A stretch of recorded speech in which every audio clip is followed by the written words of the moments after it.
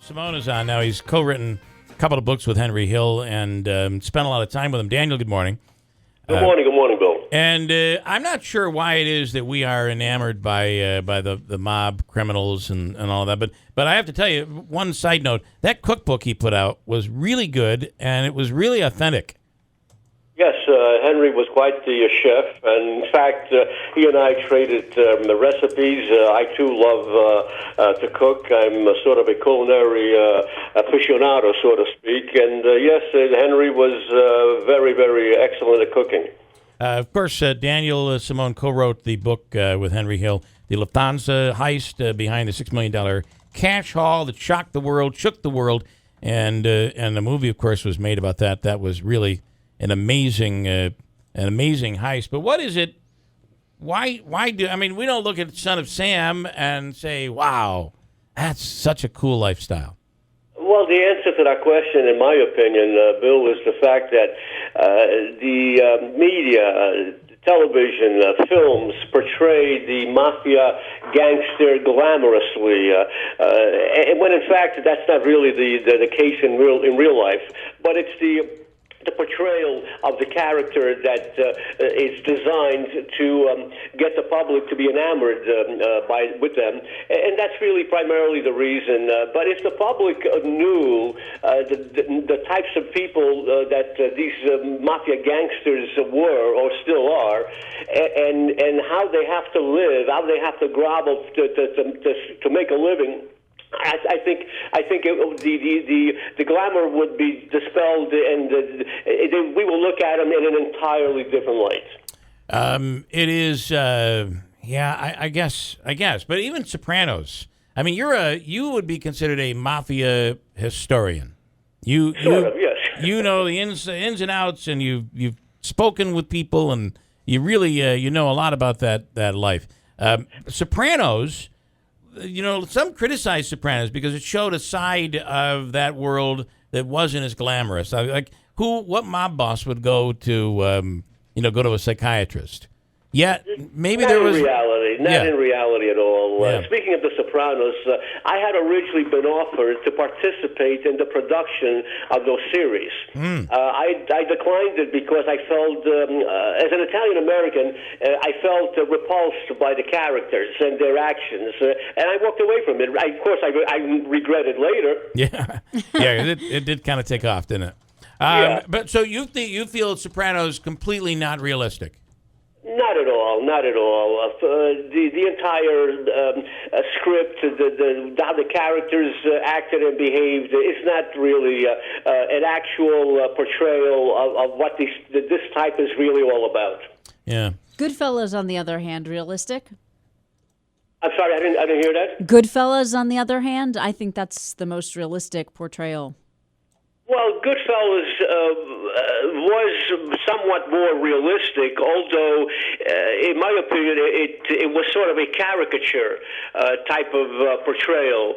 But yes, it was more accurate in demonstrating the mentalities of that individual. Yeah. But the most accurate of all was the film The Godfather. Yeah. That was, in fact, the most accurate, according to those times, according to that period, and as I call them, the vintage mafia gangster. Yeah.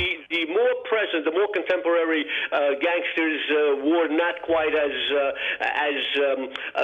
what could I say, as suave or as reliable, who adhered to the mafia tenets, the mafia principles of those people back in the 30s and even up to the 40s. Yeah, you still have like the New York mobster there that was. They thought he was pretending to be old and frail and I don't know, with Alzheimer's or something, but they said he was just pretending. You know the guy I'm talking about. That's the Vincent Gigante you're referring to. I mean, and you say, well, listen, Sopranos is way out there. I mean, how could you? That story alone is kind of crazy. Well, Vincent Gigante pretended to be psychotic, pretended to have had mental illnesses in order to evade the prosecution. Yeah. But Vincent Gigante wouldn't be caught dead inside a psychiatrist's office. Got it. Okay. Well, and that was a key issue for a lot of people, the psychiatrist with Tony Soprano, and it was a major part of the storyline. Yes, it certainly was, and Lorraine Bracco, who played the part of the psychiatrist, she was in certainly Goodfellas. did an excellent role that she played. But in real life, a mafia boss would not submit himself to that type of psychiatric treatment, because he would be perceived by his peers as abnormal. That would demonstrate a weakness in his character, and his peers, his underlings, could possibly take advantage of it. Now, in contrast, another mafia boss had a penis implant. Oh. Yes, his name was Paul Castellano. He was gunned down by John Gotti in front of that famous New York Manhattan steakhouse called Sparks. And Paul Castellano had a mistress who lived in his basement, in the basement of his home, and actually became impotent and had a penis implant, and it was heavily criticized, and the amount of respect that his subordinates gave him thenceforth was much less, because they viewed that action, that decision that he made, as some sort of major mental flaw. Yeah. Well, I got to tell you, I'm not touching that one. I'm not even getting near that. So speaking of John Gotti, part of where he came from, that family was, I believe, Carlo Gambino, and you always think of, or the media and film portrays these mob bosses as big, huge, overweight guys, where Carlo Gambino was the boss, but he was just a short, thin guy with a hat and balding, right? That's correct, and many others were equally diminutive in physically. So, a mafia boss, it is not a requisite for a mafia boss or a high-ranking mafia associate to be physically large or portly. Many mafia bosses, some whom are still incarcerated today, were very short, diminutive men. Less than 5'5" in height in some cases. Nothing wrong with that. I do feel like part of the lore is, we've been talking about this, the guy's got his mistress living in his basement, his uncle, who's short and thin and, on the later end of life, runs the neighborhood and all the crime in it. It's just, there is some intrigue. There is, and part of it is the lifestyle. There's a great lifestyle, but there's another part of this, Daniel. By the way, Daniel Simone has written books with Henry Hill, is considered the mob historian. I have to say, though, there is that part of, the authorities can't get to this bad person, but, boy, if you ask Tony Soprano, he'll get to him and give him what he deserves. It's not going to be a long trial. They're gonna give this, pedophile what he deserves. And it's kind of a how would you describe a vigilante that? Like a vigilante, yeah, I guess, yeah. Well, it began with the concept of them being vigilantes to protect their own kind. That's how originally the organization was formed for that purpose. But later on, they became selfish, and they basically acted for their own self-serving purposes, and not to protect the neighborhood or their own good kind. Yeah. So. Originally, that was, in fact, the case, but eventually it became something altogether different. And incidentally, as a point of fact, a mafia boss must have a mistress. Oh. That was one of the requisites in order to embolden the person's character and demeanor. So that was a very important requisite. That's so funny, because in my house, that's not allowed. I would agree. Most households is not allowed. But Paul Castellano, having his mistress living in his basement, that was extraordinary. Yeah, and it was a true depiction of what happened to the mob, how it really was decimated, in the especially after what's his name there went so public.